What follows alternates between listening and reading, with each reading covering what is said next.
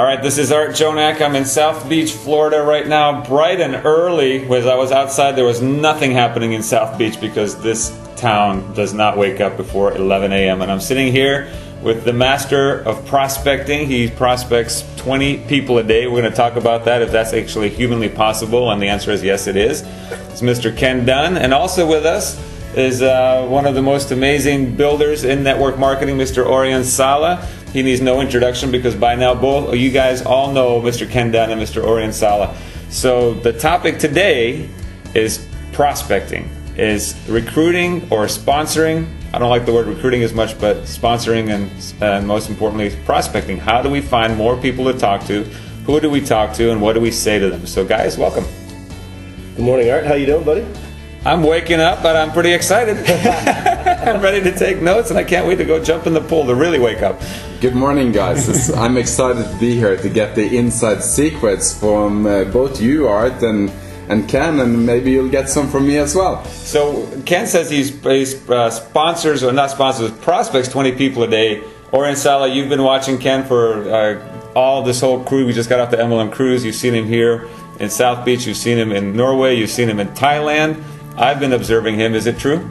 I am so amazed. He has become a true mentor of mine in that area, and I've been interrogating him now for weeks and months to see if this really goes on.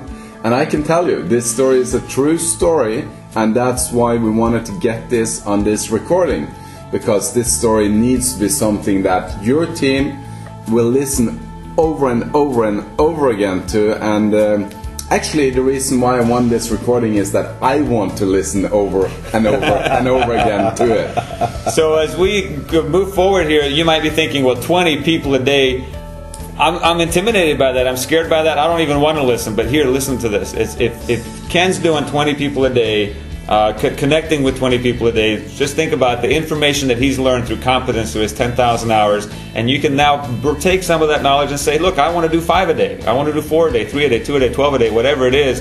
If you can even go all the way up to 20, because that's the information we're going to share with you, up to 20. If you want 22, then you're going to have to learn a few more things maybe. So let's talk about that. Let's where should we start this? The mindset of prospecting? Well, you know what? It's really amazing. I've been doing this for 6 years at this pace now, and what I've realized about prospecting is it's not really prospecting. I mean, you've said a lot about that, Art, as we've been talking about recruiting and building the business over the last couple of years. What I think the big thing for me is that early on in the game, I had a chance to learn from Michael Klaus, and Michael opened my eyes to the real art of recruiting or building the business. And if I was going to bring all of that recruiting, all of that experience, how do you do it down into one phrase? It would be that you've got to be all in. You've got to do it 24 hours a day. It's not about turning on a time to recruit or turning off a time to recruit. I've heard some of these trainers and people in the industry that say you should, work on the telephones from 7 till 9 o'clock at night, or you should take 2 hours in the afternoon. And I don't think any of that works. I think that if I was going to give sort of like a 10,000 foot view of my whole mindset on prospecting, is that I just do it wherever I go. We were down in the restaurant this morning having breakfast, and the waitress that came up to the table, Maria from Peru, she's been here for 8 years, and we started having a little conversation, and I brought up a topic that was of mutual interest. I'd been to Lima once and how that happened. Well, she doesn't realize that yet, but I'm prospecting her. And I'm doing that through building a relationship. And when we're finished this meeting, I'll go downstairs, and as I'm leaving the hotel, I'll ask for her phone number and call her back 2 days from now. So it just happens for me all the time. Yeah, I know. Last night we were at a restaurant called Sardinia. It's amazing food. Wow. And it was actually at the base of the condominium where Randy Gage lives, which is kind of interesting. But he was sleeping because he had to catch a flight this morning to go to Europe, as did Orion Sala.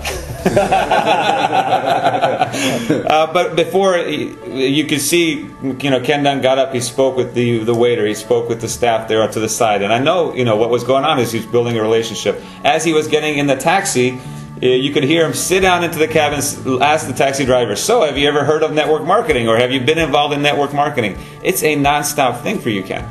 Yep. No matter what, you're creating a conversation, you're doing it with a smile on your face, and you're looking forward to the conversation. The thing that amazes me every single time is how you, in 30 to 60 seconds, just gets them smiling and feeling so good about themselves. That is such a key to how you make friendships. Right. You know, I read a book called How to Make People Like You in 90 Seconds or Less. Here's the bottom line. I've been a student of this process. You know, I appreciate being called a great recruiter, but I'm a great learner, I think, if anything.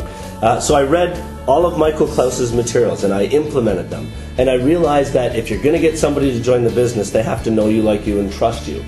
And then I read a book called How to Make People Like You in 90 Seconds or Less by Nicholas Boothman. And Nicholas was a fashion photographer who had to create rapport quickly.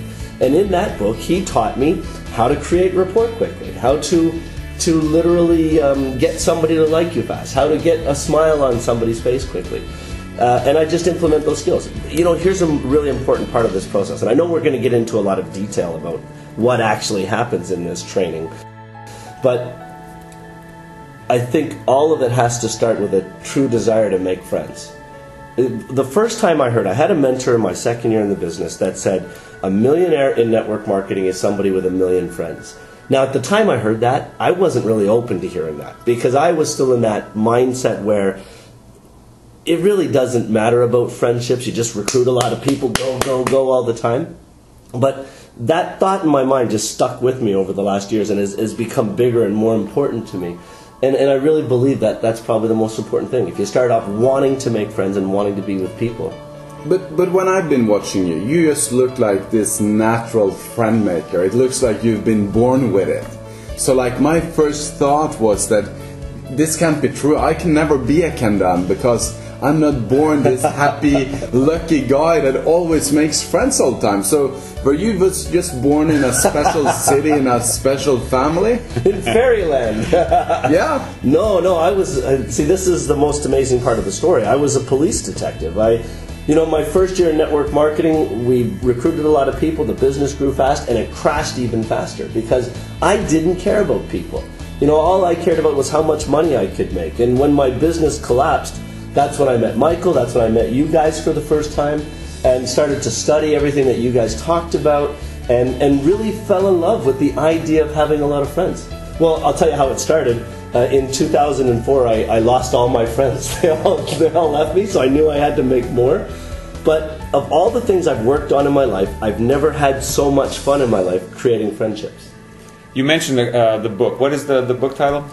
How to Make People Like You in 90 Seconds or Less. How to Make People Like You in 90 Seconds or Less. You mentioned that you're a great learner. I think all leaders are constant learners. The moment we say, oh, we know it all, we're not learning anymore, it's over. The game's over. So the reason I ask you to say it again, I know a lot of people take notes on what's the books. How to Win Friends and Influence People by Carnegie, to me, is be a huge book. To just start to learn the skill sets, get in the mindset of, I can go make friends. I've given that book to my daughter, and she can manipulate her teachers like you can't imagine. It's amazing. Any books come to you, to your mind, as far as creating friends, building rapport, that you can recommend in addition to that? I'm not catching any book title right now, but I can say that I've read both those books, and I don't think you need to read very much more than that. But after you've read some books, I would recommend you to go into different CD albums and actually find some of those that are talking about recruiting, that are talking about making friendships, and the master on that, like Ken Dunn mentioned earlier, is Michael S. Klaus. Get his whole total success package of everything, and he will teach you the exact process of recruiting from an intellectual standpoint, and also something that he had tried out for years and years and years. Okay, so step one is knowledge as far as CDs, books.